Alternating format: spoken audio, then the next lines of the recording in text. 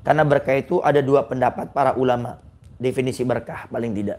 Satu, berkah itu adalah sesuatu yang sedikit tapi cukup. Kita punya nggak banyak, umur nggak banyak, rezeki nggak banyak, tapi untuk segala sesuatu itu cukup. Nah, yang kedua, berkah itu adalah bertambahnya kebaikan. Jadi hari ini kita dapat berkah. Contoh hadir majelis taklim, kan tempat berkah itu majelis taklim.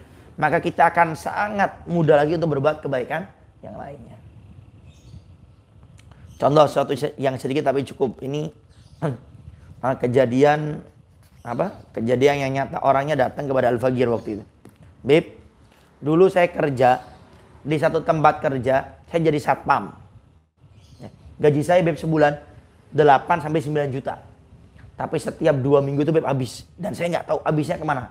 Saya nggak bisa nyelengin dan saya nggak tahu kemana. Habis saja. Dan hidup saya Beb nggak tenang.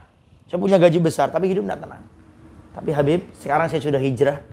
Saya berkhidmah di salah satu pondok. Al-Fagir saya nggak sebutkan pondoknya. Berkhidmah di salah satu pondok. Dikasih bisarohnya, dikasih uangnya nggak banyak. Jauh dari gaji saya yang dulu. Tapi Beb, saya hatinya lebih tenang daripada yang sebelumnya. Dengan istilah bisaroh gaji yang tidak besar. Kedua, ibadah saya makin rajin. Beb. Ketiga, saya tetap bisa memberikan makan kepada istri dan anak-anak saya. Keempat, saya bisa nyelengin. Coba, kenapa? Itu berkah. Sedikit tapi cukup. Tadinya dia 8-9 juta, 2 minggu habis, tidak tahu kemana. Tapi setelah dikasih, dia bergabung dengan tempat keberkahan, pondok pesantren, perjuangan dakwah Nabi. Tidak banyaknya dia dapat, tapi dia bisa menyekolahkan anak, ceritanya ini. Kemudian dia bisa makan, bahkan bisa nyelengin. Dulu 8-9 juta, nggak pernah bisa. 2 minggu habis. Itu berkah. Nah, kalau cari pekerjaan itu bukan cari yang gajinya besar, cari yang berkah. Berapa banyak orang gajinya besar tapi hidupnya itu amburadul, hidupnya susah, jauh dari agama, lingkungannya nggak baik.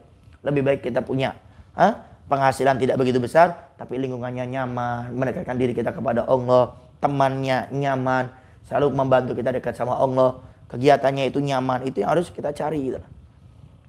Karena yang namanya ketenangan hati itu tidak bisa dilihat dengan harta. Berapa banyak orang-orang kaya yang hidupnya nggak tenang. Dan ada sebagian orang kaya yang kita lihat ternyata meninggalnya bunuh diri. Padahal orang kaya. Kenapa? Stres. Tidak diberikan ketenangan hati oleh Allah SWT.